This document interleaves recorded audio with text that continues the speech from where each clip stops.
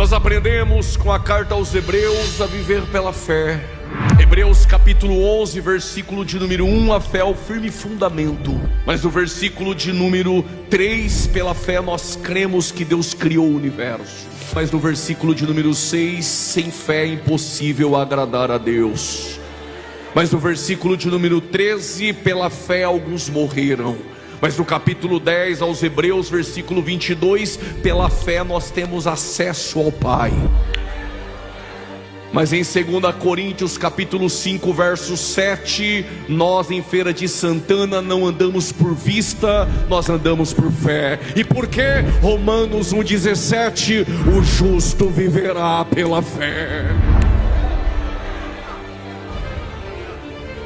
Mas é no capítulo 1, versículo de número 1 da carta aos Hebreus, que o autor desta carta começa dizendo: tendo Deus antigamente falado, Deus falou ontem, Deus fala hoje, Deus continuará falando.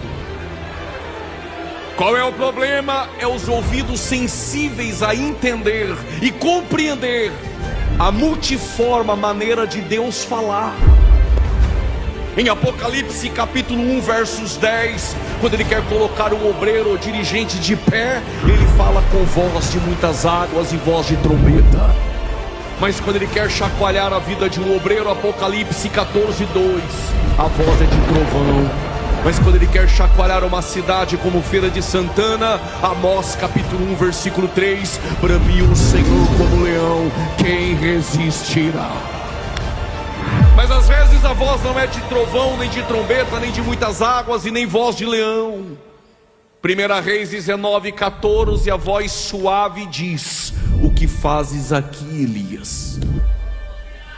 Por causa desse aleluia, se ele dissesse o que fazes aí, era alguém do lado de fora perguntando para quem está lá dentro.